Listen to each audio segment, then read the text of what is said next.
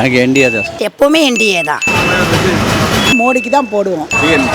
BJP எதில் இருக்கோ அதுக்கு தான் நாங்கள் ஓட்டு போடுவோம். ஏடிஎம்கே தான். நான் என்டிஏக்கு தான் சார் சொல்லுவேன்.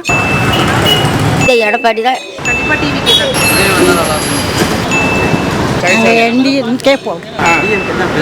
எங்களோட சாய்ஸ் மோடி. ஏடிஎம்கே தான் சார். தேசிய ஜனநாயக கூட்டணி வரட்டும். மோடி எதிரி வச்சா அவங்க கூட்டணி வச்சா நல்லது நடக்கும். கெட்டால இது வந்து டிவிக்கே தான். தாமரை தான் வரணும்னு எங்களுக்கு ரொம்ப ஆசைப்படுறோம். என்டிஏ கூட்டணி. என்டிஏ கூட்டணி தான் சாப்பிடும்.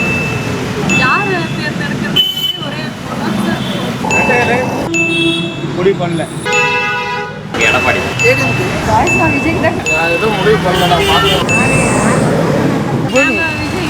திமுக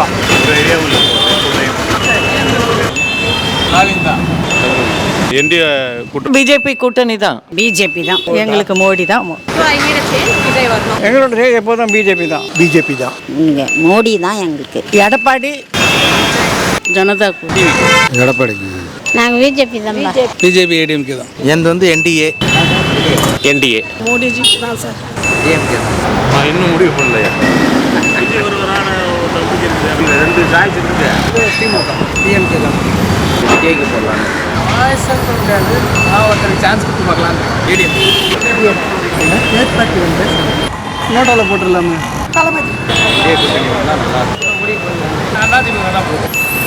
நாங்கள் எப்பயுமே ரெகுலராக போடுறவங்க தான் போடுவோம்.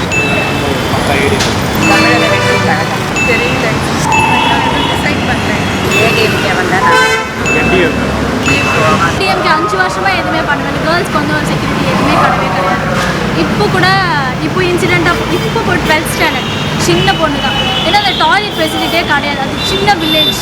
5 வருஷத்தில் வந்து அவங்க எதுவுமே பண்ண கிடையாது. ஆனால் அவங்களே சொல்லிக்கிறாங்க இதை பண்ண அதை பண்ணலாம். நீங்கள் எல்லாமே கரெக்டாக பண்ணி இருந்தீங்கன்னா இவ்வளோ இன்சிடென்ட் நடக்காது. இப்போ நிறைய பேர் வெளிநாட்டுக்கு போகிறாரு, நிறைய அவர் சும்மா சுற்றுறாருன்றாங்க. அது கிடையாது. ஆக்சுவலாக அவர் வந்து நிறைய வெளிநாட்டில் இன்றைக்கி ரிலேஷன்ஷிப் இருக்கிறதுனால தான் இவ்வளோ கடுமையான நேரத்தில் அந்த ஆயில் அண்ட் கேஸ்லாம் கொண்டு வர முடியாது அவரால்.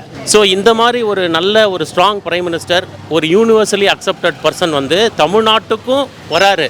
அது ஏன் தேர்தல் நினைக்கிறீங்க? அவர் இந்தியாவில் தானே இருக்காரு. தமிழ்நாடு ஒன்றும் ஒரு தனி ஸ்டேட்டுக்கு ஒரு கண்ட்ரி கிடையாது.